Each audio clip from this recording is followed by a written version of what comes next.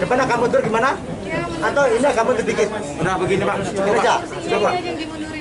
Sudah untuk seluruh media agar bisa mundur sedikit. Kalau Anda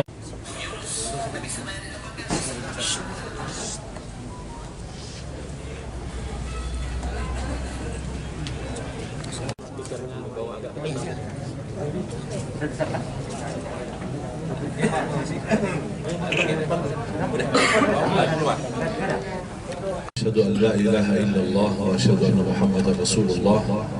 اللهم صل على سيدنا محمد وعلى آل سيدنا محمد وسلم تسليما كثيرا. Para habaib yang saya cintai, para kiai, para alim ulama, terima kasih atas perhatiannya seluruh ormas dan lembaga Islam yang berada di Bandar Lampung yang sudah bersempatan hadir memperhatikan keadaan yang terjadi, dan mudah-mudahan ujian ini yang terjadi menjadi pelajaran bagi kita semua, dan mudah-mudahan bagi saya pribadi menjadi wasilah terampuni dosa-dosa saya dan diangkat derajatnya kepada Allah Subhanahu wa taala.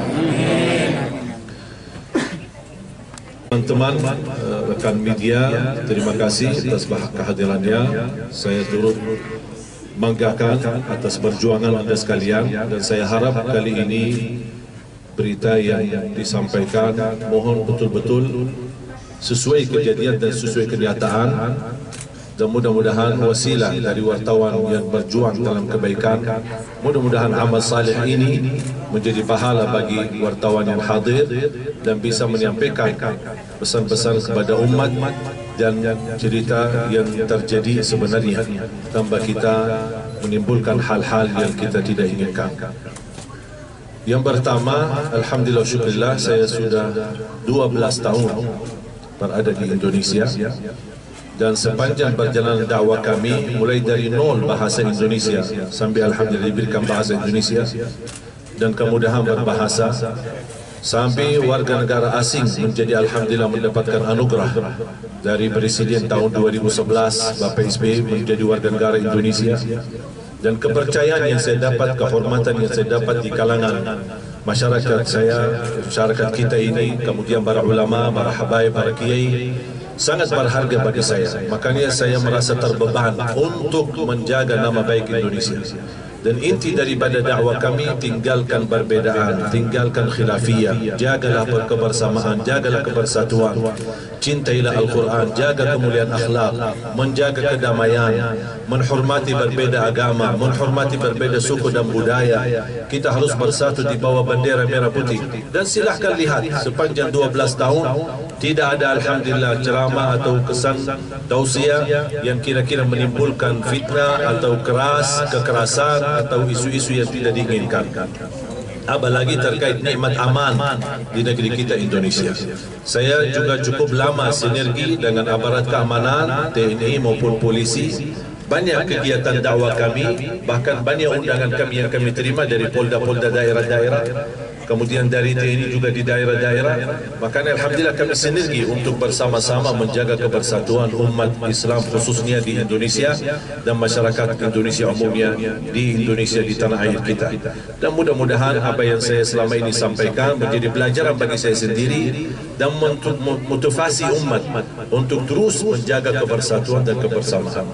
Terus yang kedua, apa yang terjadi kemarin bagi saya pengalaman baru. Saya tidak niat, saya belum mulai ceramah. Saya masih interaksi dengan jamaah, dan ketika saya panggil seorang anak, karena acaranya kan wisuda, dan saya ingin salah satu wisudawan untuk bisa naik ke panggung, saya ingin mendengar bacaan. Dan saya punya kebiasaan, apalagi di kalangan anak-anak, mungkin para wartawan dan semua jamaah sudah melihat biasa saya memimpin anak-anak di acara Hafiz Indonesia. Dan saya merasa dekat dengan anak-anak, makanya saya panggil salah satu anak untuk membacakan Al-Fatihah. Sambil saya memperbaiki dan teruskan bacaan yang benar, di mana letakkan kesalahan, walaupun suaranya bagus. Habis saya periksa dan tes bacaannya, saya masih fokus di hadapan jamaah dan di sebelah kiri. Saya tidak melihat ke sebelah kanan karena posisi sebelah kanan cukup sepi. Karena panggung di dekat halaman masjid yang dekat pintu keluar masuk, pintu jalan. Dan pintu ini mungkin karena jalan keluar masuk tidak banyak jamaah di situ supaya tidak terganggu. Makanya saya lebih banyak fokus kepada jamaah yang ada di hadapan saya sama yang ada di kiri saya. Begitu saya selesai tes bacaan Al-Fatihah, saya masih menawarkan kepada anak itu. Saya belum tahu dia anak yatim. Belakangan baru saya tahu, ternyata dia anak yatim, usia 9 tahun.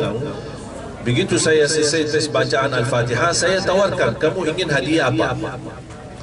Niat saya sebenarnya mau hadiahkan umrah untuk dia sama ibunya.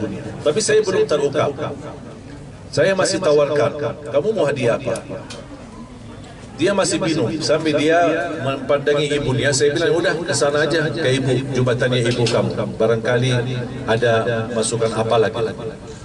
Balik lagi sebentar, mau sepeda kata-kata. Udah kita sediain di sepeda. Atau mau yang lain? Ada enggak yang lain? Kamu memang bisa naik sepeda, bisa pakai sepeda? Dia bilang belum bisa, belum pernah. Udah jubatannya ibu lagi. Sebenarnya saya ingin dia mengucapkan, aku mau hadiah umrah. Pas begitu subhanallah mengucapkan hadiah umrah, dan saya di saat itu minta HP dari beliau. Saya ingin sebenarnya foto sekalian, saya merekam hadiah umrah untuk dia. Pas ketika memegang HP ibu itu, ternyata HP-nya full data, dia tidak bisa difoto. Makanya saya tawarkan ke jemaah, mohon jemaah boleh pinjam HP-nya sebentar. Dan saya masih lihat ke kiri dan yang di depan saya. Belum ada respon, tiba-tiba saya baru saja hitungan titik, baru saja menarah ke kanan untuk berbicara kepada jamaah yang tersisa di sebelah kanan untuk meminjamkan HP-nya. Tiba-tiba ada orang naik panggung dan cepat saya pikiran saya lagi mau antar HP. Saya tidak membayangkan hal yang lain. Tapi cara dia loncat, lari, kemudian sasarannya kepada saya, posisi saya masih duduk, saya masih nyaman, belum bergerak sama sekali. Sambil saya melihat tangannya, posisinya ke atas, dia mau tusuk. Dan posisi saya kalau Allah SWT takdirkan tidak bergerak sama sekali, otomatis kalau dia mungkin di bagian leher atau di bagian kepala. Berarti sasarannya sudah jelas kemana ini. Apalagi saya pasti bisa pandangi matanya. Qadarullah, pas saya di posisi duduk dan hitungan titik saja, saya tidak bisa membayangkan ini semua terjadi karena qadarullah. Saya angkat tangan, kemudian tusukannya ke tangan saya. Baru saya berdiri. Sedangkan saat saya posisi titik berdiri, anak itu masih memegang pisunya. Dan pisunya sudah tertusuk di dalam tangan saya. Dan dia masih megang, dia belum lepas. Cara megang pisunya sangat kuat. Makanya sambil saya bangun, dia masih belum lepas. Dan dia ingin menarik. Karena mungkin dia merasa gagal tusuk saya di posisi yang dia inginkan. Ketika saya berdiri, dia ingin cepat dia. Dan subhanallah luar biasa cepat. Cepat dia reaksi, cepat respon gerakan saya, dan cepat dia ingin tusuk. Makanya saya langsung lawan dengan saya gerakan, dengan saya ke arah kiri. Kemudian patah pisunya, kurang lebih pisu sampai ke dalam hampir 8 cm. Kemudian saya tidak sadar pisunya patah. Tapi yang saya sadar, begitu saya melawan, dia jatuh. Kemudian masih saya melihat di tangannya, tapi saya belum lihat yang ini. Baru jamaah mengamankan. Ketika saya melihat ke tangan saya sudah berdarah, saya kaget. Baru saya melihat bekas pisunya masih ada ke dalam. Kemudian saya dengan ucapkan bismillah, alhamdulillah, inna lillahi wa inna ilaihi raji'un, saya lepas baki tangan kiri. Saya lepas, saya keluarkan, kemudian saya jatuhkan. Langsung diamankan oleh jamaah menjadi barang bukti. Begitu saya fokus untuk selamatkan tangan saya melihat jamaah sudah mulai hajar dan mukul belagu. Dan saya jujur saja merasa kasihan, langsung turun dari panggung untuk selamatkan dia. Sampai saya bilang, jamaah jangan, tahan, jangan, tidak boleh, dia manusia, kasihan. Dia bersalah, tapi jangan kita berbuat salah lebih besar. Dan saya membela dia, dan alhamdulillah sampai ada seorang jemaah rasanya kayak marah lah gitu. Dia malah tusuk Malaysia yang bela dia gitu, mau selamatkan. Ini memang tugas kita, dan akhlak yang mulia teruji ketika di dalam ujian. Kalau lagi senang-senang aman-aman bukan ujian akhlak mulia, tapi ketika kena musibah, apalagi menghadapi musuh, disinilah terlihat bagaimana kunci kemuliaan akhlak kita. Apakah kita bisa lulus atau gagal? Allah berikan ketenangan, bukan karena saya hebat, bukan saya punya kelebihan apa-apa, tapi Allah berikan ketenangan di hati. Dan selalu saya jaga wirid baca suratul Baqarah setiap hari, tidak putus-putus. Seluruh masyarakat jangan terpancing dan terprovokasi. Saya mohon jaga ketenangan, jaga kebersatuan. Ini ujian yang terjadi. Memang beredar isu-isu, oh kalau giliran ulama dibilang gila, kalau giliran orang pejabat oh dibilang teroris. Sabar. Jangan kita menimbulkan hukum apapun, jangan kita berburuk sangka. Kita harus menjaga baik sangka, husnuzan. Jangan kita su'uzan. Banyak orang berupaya memadamkan cahaya Al-Quran, tapi percayalah dan yakini tidak ada yang mampu memadamkan cahaya Al-Quran. Saya seorang membawa Al-Quran di Indonesia, memperjuangkan Al-Quran, hafalan Al-Quran, tidak punya tujuan yang lain.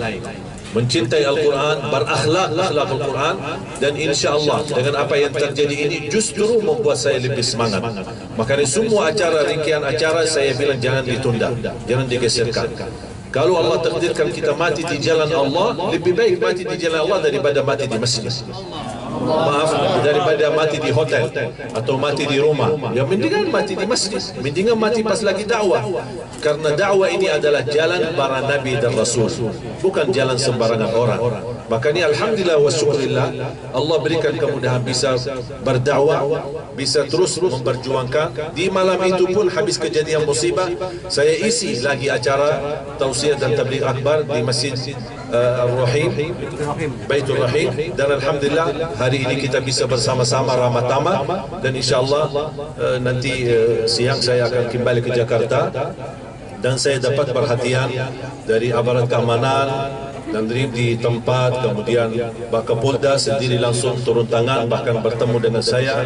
Saya terima telefon dari Wakapolri dan juga dapat perhatian langsung dari Pak Tito, dan semua memberikan respon dan akan mendalami kasus ini dengan sedalam-dalamnya dan sebaik-baiknya untuk mengetahui siapa yang di belakang perilaku ini. Karena saya tidak terima perilaku ini dianggap gila karena cara reaksi berhadapan saya sambil dia tusuk, kemudian lepas, kemudian mau tusuk lagi, tapi karena batah pisunya adalah kekuatan dan keberanian. Mohon maaf, bukan orang yang gangguan jiwa, dia sangat sadar dan sangat berani, bahkan sangat terlatih.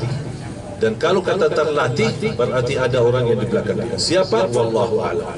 Biarkan saja proses hukum berjalan, kita doa bersama, dan saya harap aparat keamanan menjalankan tugasnya dengan amanah, menjalankan tugasnya dengan jujur, dan kepercayaan saya kepada mereka sangat luar biasa. Mudah-mudahan tidak terjadi salah gunakan, dan kita harap proses hukum diseriuskan. Ini sebenarnya bukan untuk pribadi saya, tapi untuk seluruh para ulama, para da'i, para habaib di negeri kita Indonesia, supaya orang tidak menjadikan mereka sasaran untuk hanya menghabiskan agama atau menghabiskan ulama.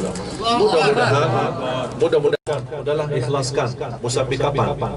Mohon maaf, ikhlas ada waktunya, ikhlas ada poin-poinnya, ikhlas pun ada persyaratannya. Kadang-kadang kita ikhlas, tapi ketika kita terlalu ikhlas, orang-orang memanfaatkan dan menanggap kita lemah, menanggap kita tidak bisa apa-apa. InsyaAllah kita bisa melawan semua kebatilan, tapi kita tidak mau adu domba, kita tidak mau terjadi fitnah, tidak mau terprovokasi, kita mau yang terbaik untuk umat. Makanya sebelum terjadi hal-hal yang tidak diinginkan, mohon aparat keamanan, khususnya polisi, tolong ditindaklanjuti dengan sebaik-baik dan amanah supaya bisa menenangkan masyarakat dan kejadian ini, dan mudah-mudahan tidak terulang lagi. Isu menyudut masyarakat Lampung atau Lampung, Bandar Lampung menjadi daerah radikal atau daerah teroris atau daerah yang suka kekerasan. Mohon maaf, kejadian ini cuma satu orang yang berlaku. bukan masyarakat Lampung. Masyarakat Lampung saya kenal baik.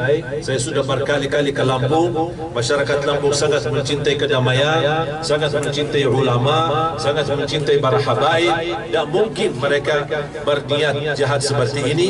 Kalau ada satu orang atau dua orang berlaku seperti ini, bukan mewakili seluruh masyarakat Lampung.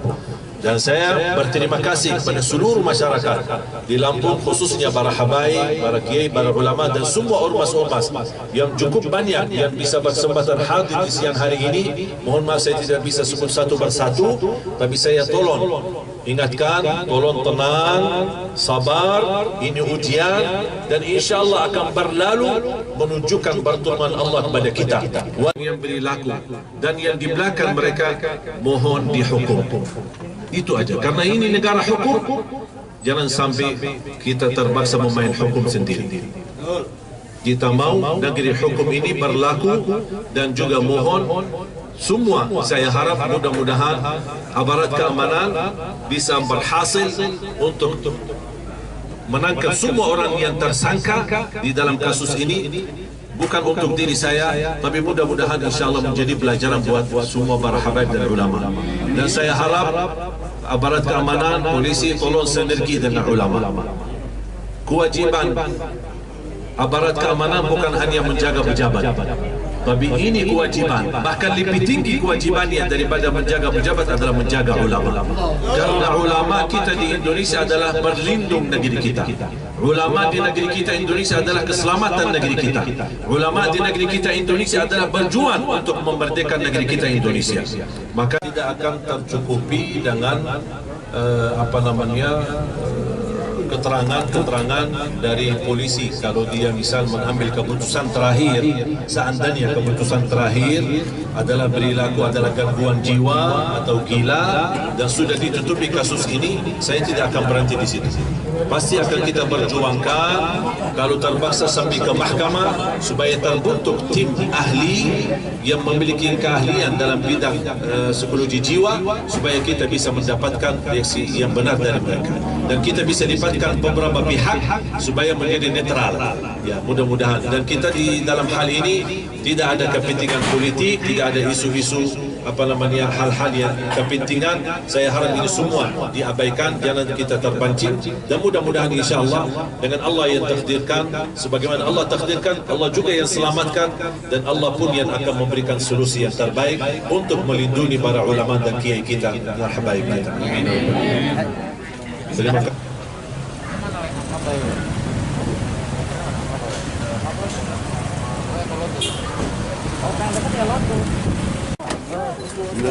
Ya, Syabakila Bu ya.